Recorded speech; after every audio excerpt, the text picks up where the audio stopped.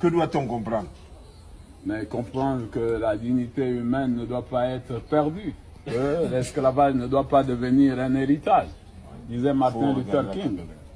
Hein? Martin Luther King disait, l'héritage ne deviendra pas un héritage. Un jour, un noir deviendra président des États-Unis et nous avons vu Barack Obama qui a même prôné une chose 2 ans avant, après la fin de son mandat, il a dit l'Afrique n'a pas besoin d'hommes forts, mais des institutions fortes, disait Barack Obama.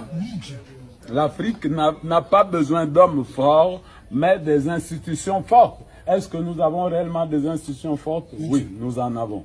Mais le problème, ce sont les mentalités des hommes qui sont futiles.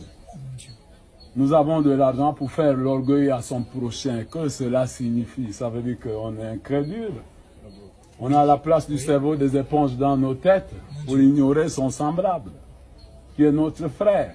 Donc, s'agissant du Gabon, quelle analyse vous faites précisément? Je vous en prie. S'agissant du Gabon, par rapport à ce que vous dites, quelle analyse vous S'agissant du Gabon, mais je dis s'agissant du Gabon, je vous dis, le bilan il est nul. Le bilan il est nul, pas seulement le Gabon, l'Afrique en général, le bilan il est nul. Complète les amis, nous sommes à terre, à genoux.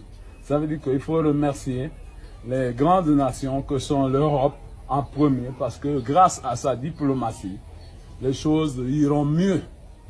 Parce que si on ne comptait qu'aux États-Unis, mon ami, la Chine l'a fait tomber, ils ont dérangé le système nucléaire américain.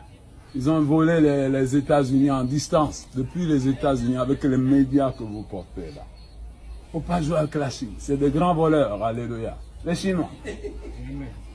Donc il faut les insulter. Le frère de Bellingham, on est où aujourd'hui? Billy Binze, qui disait, oh, voilà, machin, 2009, ceci sera soutenir. Faux candidat pour se maintenir au pouvoir et bloquer vraiment l'avenir de tout un pays, au lieu de toute une nation, ou bien de tout un peuple. Vaut mieux tout un peuple, peut-être qui sera malade devant une juridiction internationale. Je vous remercie beaucoup. Je suis le président des personnes souffrantes de la maladie mentale au Gabon. Loin de moi l'orgueil, mais des moments précieux comme celui-ci, je suis prêt à dire qu'est-ce que je veux et qu'est-ce que je pense de mon pays et de mes frères et de mes sœurs, parce que je vois pas leurs infirmités, parce que tous nous sommes infirmes. Je peux vous chanter une chanson en ma langue. Oui. Non, laissez-moi terminer, chantez, foutez-moi le camp. Oui. Yetubo tukabipe kwa. Yetubo tukabipe kwa. Kanana kanana. Yetubo tukabipe kwa.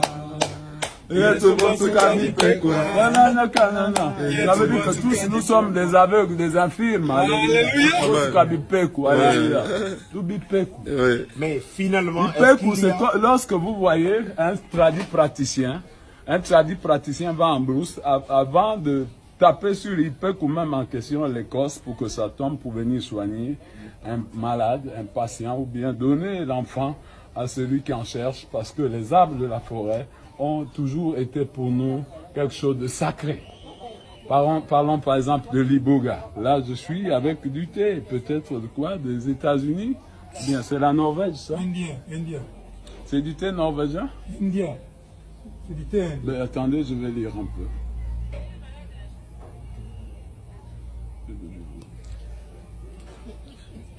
Thé vert. Non, mais ça, c'est français, ça. Oui. Mais est-ce que vous pensez qu'il y a un avenir meilleur pour le Gabon? Oui, il y a un avenir parce que Dieu nous fait des promesses de bonheur. Et là où nous sommes actuellement, le chef de l'État, moi je sais, je vous le prophétise, alléluia. Amen. Il souffre d'un AVC. Alléluia. Amen. Un AVC, personne ne peut guérir ça. Il n'y a que Dieu lui seul. Si Dieu permet qu'il le reprenne, il le reprendra. Si Dieu permet qu'il retire l'âme, c'est ça, c'est ce qu'il reste à faire. Donc, je ne serai pas long pour la santé du président de la République. Il souffre énormément parce qu'il a perdu un nerf dans le cerveau. Vous savez, gérer tout un peuple, l'histoire de Salomon. Salomon à la mort de David, comme Ali a perdu voilà, le président, hein? 43 ans, en 2009, réélection. Voilà, Gabao, dans la ville de Gabao, Salomon fait une vision avant son intronisation au palais, à la place de son père. Il fait une vision. Dieu le parle en rêve, dans la vision. Mais il ne voit pas Dieu, mais il entend la voix de Dieu qui le parle. Parle, il répond, parle, parle, Seigneur. Ton serviteur écoute. Parle, parle, Seigneur. Ton serviteur écoute. Et Salomon répond, qu'as-tu à me dire, Seigneur, comme le général de Mapa disait en prison, qu'as-tu à me dire, Seigneur, qu'as-tu à me dire de toi. Comme il disait en prison, il répond, parle, parle, Seigneur, ton serviteur. Et il entend ton serviteur, écoute, il entend une voix qui lui parle, dit, Salomon, Salomon, que veux-tu que je te donne dans ta vie?